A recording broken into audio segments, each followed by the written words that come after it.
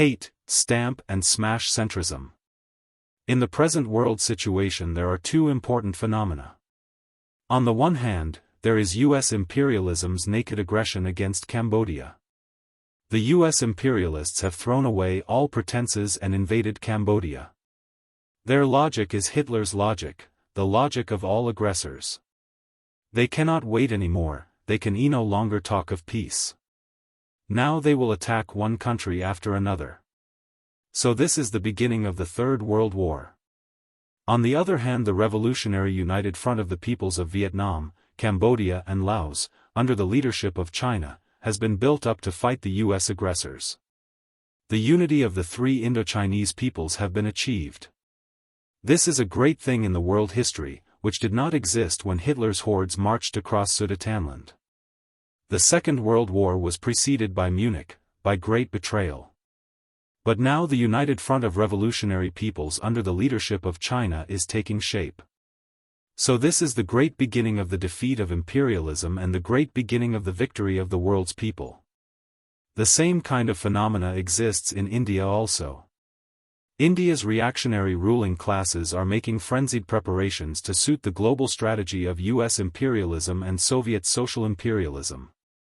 They are hatching criminal war plans against China. But the emergence of the C.P.I, ML, has changed the internal situation in India. The armed revolutionary peasant struggle led by the C.P.I, ML, has become the motive force of history. We must take into account not only the offensive of the ruling classes but also the counter-offensive of the revolutionary people. Our cardinal tasks, therefore, are to build up the party and to get it entrenched among the landless and poor peasants. The building up of the party means the development of the armed class struggle. And without armed class struggle the party cannot be developed and cannot entrench itself among the masses. The struggle between the two lines is there within the party and will continue to be there. We must oppose and defeat the incorrect line. But we must be on our guard against centrism. Centrism is a brand of revisionism, its worst form. In the past, revisionism was defeated again and again by revolutionary elements, but centrism always seized the victories of the struggle and led the party along the revisionist path. We must hate centrism. On the question of boycotting elections, Nagi Reddy said, "Yes, we accept it, but it should be restricted to a certain area at a certain period. We will participate in elections where there is no struggle." This is Nagi Reddy's line. This is centrism. We have fought against it and have thrown the Nagi Reddys out of our organization. Regarding Soviet social imperialism, some say, the Soviet leaders are revisionists. But how can they be imperialists? Where is that development of monopoly capital? These are centrists. We have fought them and thrown them out of our party. So the centrists raise the questions of trade unions and a working class-based party, when armed clash is to be developed by relying on the peasantry.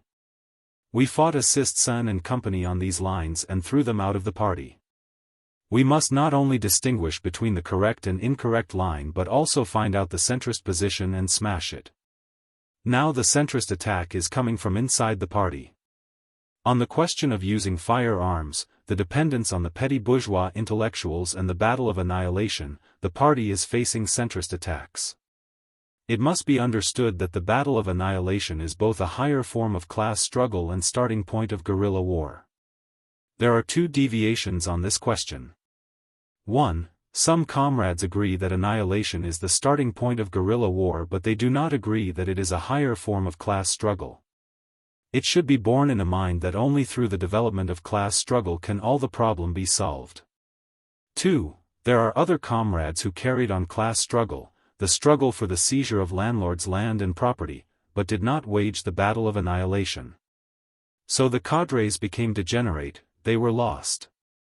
The comrades lost the point that annihilation is the starting point of guerrilla war. Class struggle will solve all other problems, the problem of building liberated bases and the problem of building the revolutionary army. We have tried to develop the army in some areas without class struggle and have failed. Without class struggle, the battle of annihilation, the initiative of the poor peasant masses cannot be released, the political consciousness of the fighters cannot be raised, the new man cannot emerge, the people's army cannot be created. Only by waging class struggle, the battle of annihilation, the new man will be created, the new man who will defy death and will be free from all thoughts of self-interest. And with this death-defying spirit he will go close to the enemy, snatch his rifle, avenge the martyrs, and the people's army will emerge. To go close to the enemy it is necessary to conquer all thought of self. And this can be achieved only by the blood of martyrs.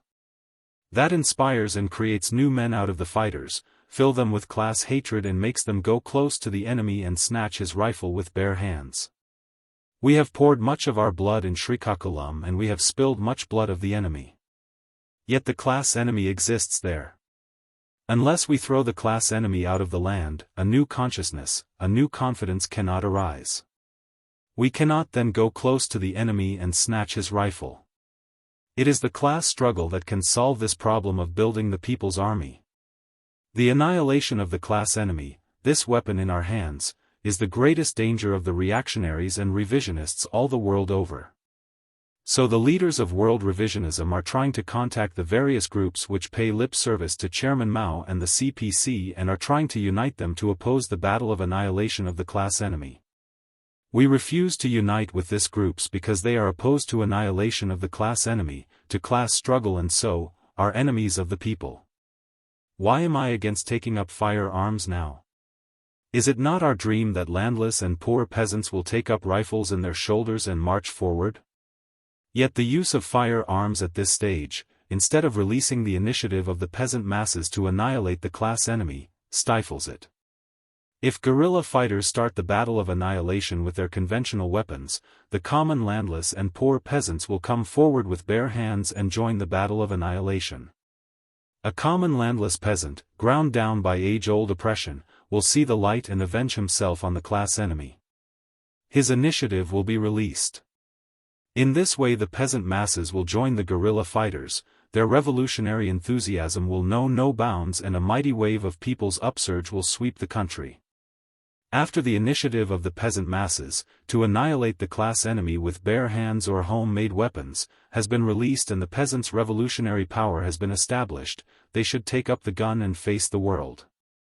The peasant with the rifle will be the guarantee of the continuation of the peasants' revolutionary power.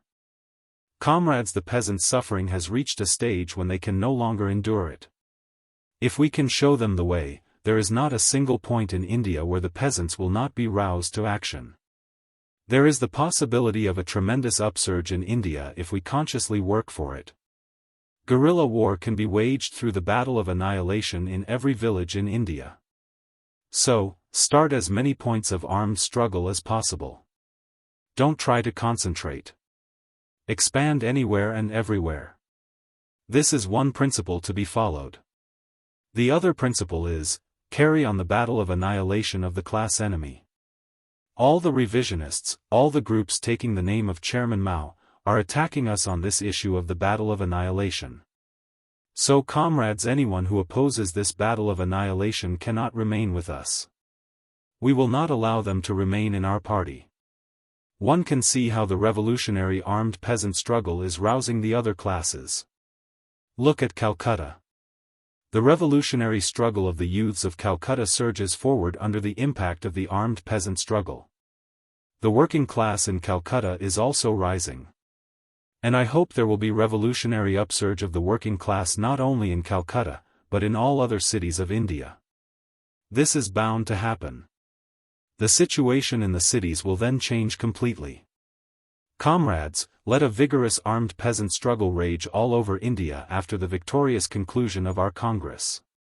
Then a spontaneous mass upsurge in the wake of the armed guerrilla struggle will come as an avalanche, as a thunderbolt. It is sure the Red Army can be created not only in Srikakulam but also in Punjab, Uttar Pradesh, Bihar and West Bengal.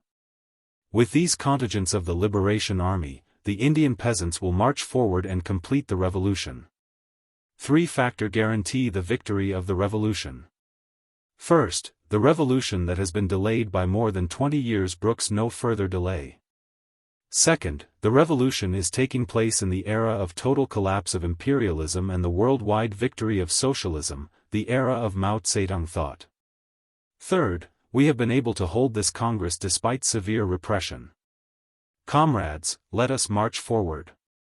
The 70s will surely be the decade of liberation.